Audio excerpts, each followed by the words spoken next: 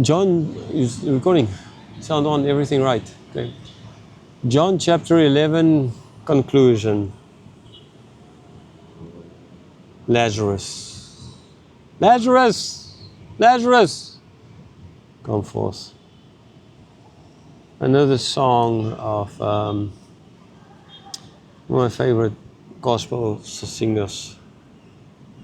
And I'm bad at names. Oh man, just yesterday I explained someone, I can remember everything, but I can't remember names. But I remember in the song how we sang the song, and it was like, Lazarus! Lazarus! It's like telling a story like from Lazarus' point of view. Lazarus is now dead there in the show, or not the show, afterlife, speaking to people, and then all of a sudden they say, they said, when I was alive, I always used to hear his voice calling me, and then the voice of Jesus, and it's like now, and then like, oh, like he goes out and he's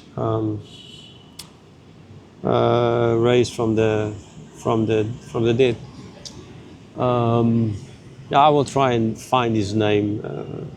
I can do a search and find his name.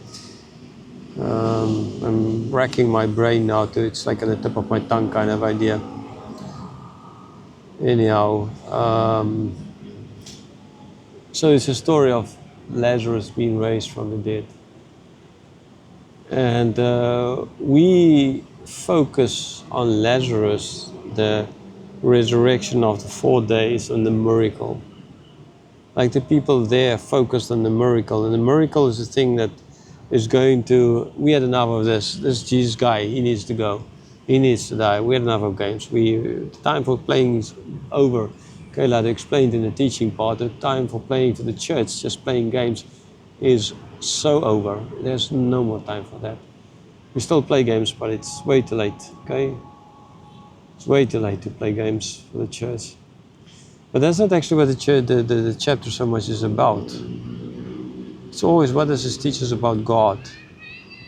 What does it teach about the truth?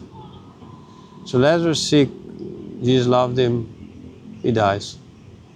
Jesus is in the north, he hears, he stays extra at that time. He comes back, makes sure it's 4 days so that everybody knows Lazarus is sure dead. 3 groups of people, 3 people, well, 2 people in one group, condemns him for not coming earlier, or at least seemingly. Martha first saying, if you were here, you would not have died. I've explained that that's not condemnation. She was not blaming him. Mary, she then came and said basically the same thing. She was kind of emotionally blaming him.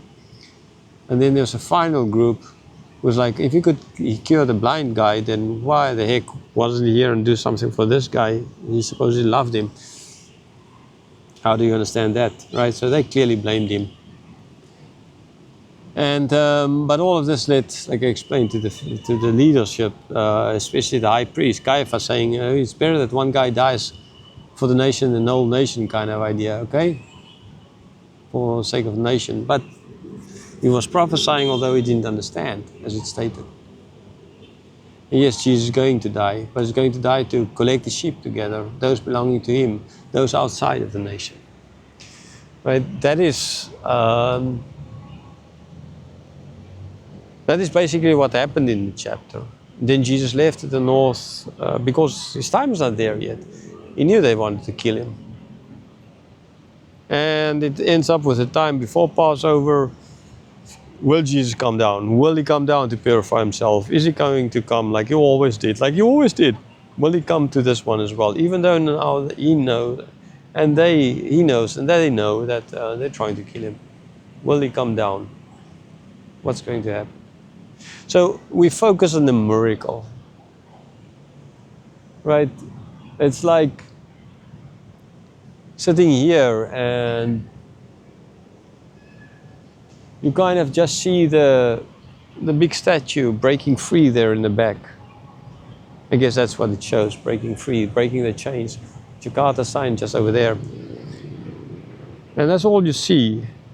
You don't see the clouds gathering, making me kind of hasten because it might rain. But more importantly, you just don't see the simple grass under the feet. the grass which makes it possible for me to sit here and kind of be relaxed and kind of do this. We're so blinded by certain things that we miss the obvious. As a kid, I remember I used to tell others as well, we always thank God for the big things, but we forget about just a plain simple thank you here and there. That's why kind of in every language, country or place I go to, I try to learn the word thank you. And right here, terima kasih, or kalom, or jezuba, or kapkunkap, or kamsamida, or arigato zaimasu, or yes, danke, thank you, kusnem, kitos.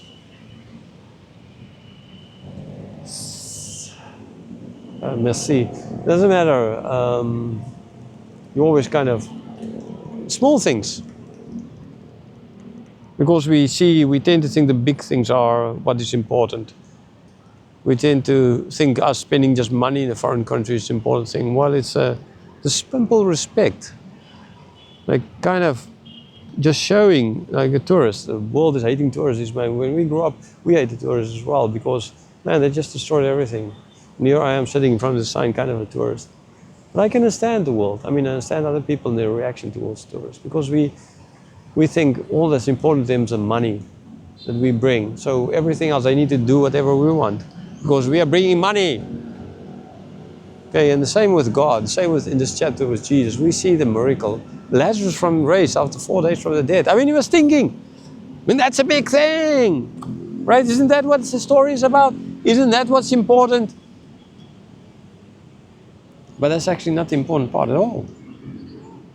That's just the background. The glory of God is the foreground. I mentioned a number of times. It's like our conversion. We think Jesus dying, he hanged on the cross, and as he was hanging there, we was just thinking of us above all. Michael W. Smith, at least this guy's name I didn't forget. And now I was saying this guy's name, I'm trying to still remember the other guy's name. He was not thinking of us all on the cross. He was thinking of the glory of God above all there on the cross. But we think of us. We think of miracles. That's all we want to see. We want to go to church and see miracles. We want to see the pastor dance in front of us. We want to see him do and tell us whatever we want to hear. The more miracles, the more he tells, the more he soothes us, the better. Because we want to see. And that's what John is not getting at. Seeing is not believing. Seeing is not what it's supposed to be. It's not our salvation that was the reason Jesus died on the cross. It was the glory of God. Jesus didn't raise Lazarus from the dead for his own sake or for Lazarus' sake, but for the glory of the Father. And understand me, through that, the Son will be glorified.